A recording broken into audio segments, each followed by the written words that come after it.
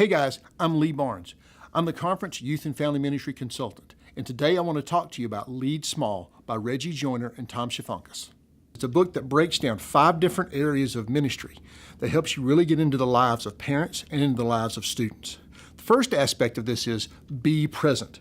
And what that means is, for us as leaders and for our volunteers that we have to show up. And that we show up emotionally, mentally, and physically to be there. Now that means show up predictably.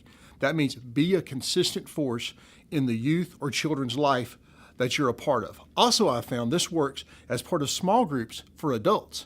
And that when you have adults that are consistent in each other's lives, that really encourages growth for who they are and where they are in the discipleship path we have them growing toward Christ. Also, we show up randomly. What that means for students and children is we show up for their sporting events. We show up for their band concerts, for their dance events. But it could be for adults also, in that we show up at work. We ask them to hang out for coffee. It's another way of us as ministers to be present for the folks that we minister to. The second step that we have is called creating a safe place. What that means is parents and anyone else that's out there looking for ministry is looking for a safe place to be and a safe place for their child. I imagine when I see parents come into nursery for the first time, they look around to make sure that everything's all prepared and all safe, and they're checking out people and everything else that way. And the same things for youth groups and the same things for children. We create an environment that is safe, and that we create covenants for our leaders, and they follow the covenants that's there.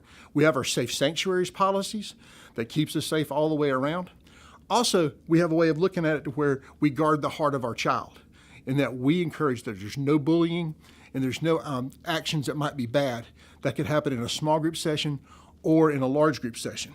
But one of the biggest things I think we have to respect here, especially with children and youth, is that we have to respect the growth cycle of the child, and that where we want them to be might not be where they are right now. And we have to expect that they're going to grow into that, but that's in God's time. That's really not in our time. The third aspect of this book that's really awesome is partnering with parents. Now, I'm a firm believer in what happens at home is more important than what happens at church. We get about 40 to 50 hours of having children and students on campus, but parents get 3,000 to 4,000 hours to have them at home. How do we connect what happens at church with what happens at home? Now, I'm a parent of 4, and my youngest is 10 and my oldest is 18. I've had many crafts roll out of my van that never got used to communicate what happened at home.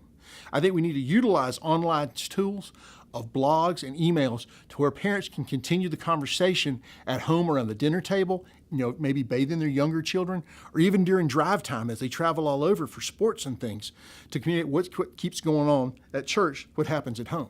But also we need to remember, we have to honor the parent first, in that when the parent wins, we win. When the parent loses, we lose. And another aspect of that is this: we need to help train parents to be the people that teach their children about God, to be the chief discipleship makers. We want to set them up for the best victory possible in that way. The next part of this is number 4, called making it personal. This is an aspect to where we have to model what we teach to our students. So if we tell them it's really important that you have a quiet time, that you have a devotional time, you come to youth group, and you go to church. But if we don't do that, they're not going to listen to us for too long.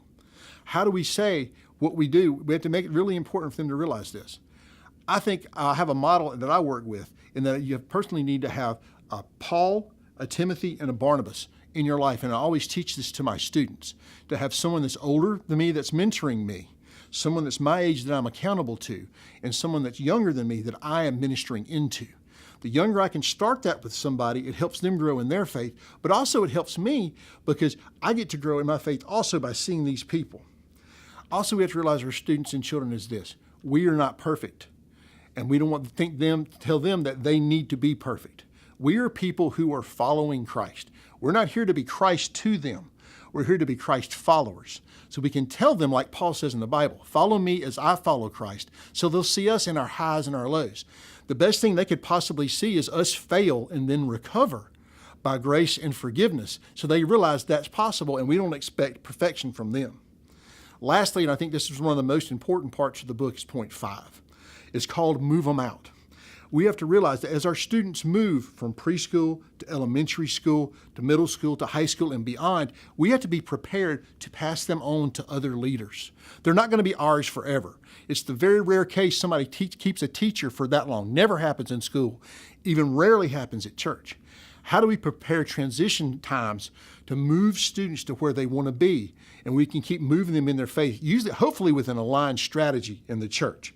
Because it says, as Sticky Faith talks about, it takes 5 people outside of parents for a child to successfully navigate adolescence now. What a better place than the church to provide those 5 people. We have also to move these students to be the church. Especially when they're younger, they don't think they can be a part of decisions, but right after confirmation, they're full members of the church. How do we move them into decision making to teach them processes of what this is like? Conference events are wonderful things to teach this as. But as a local church, we need to teach them, here's the role you can live into, the committees and the boards you can be on. Then district level, conference level, jurisdictional level. We're raising up the next generation of disciples, and they can start right now by their faith, and we can learn a lot from them, I think, by their energy. Lastly, we have to move them to what's next. What that means is, once they leave us, there is something there. They're either going to go on to a collegiate ministry or go on out into enough faith into another church or possibly stay in our church. How can we prepare them to say, you are ready, and let them know that, and also stay with them as they walk through the process? I hope you enjoyed Lead Small as much as I did, and I look forward to talking to you about it. Thanks.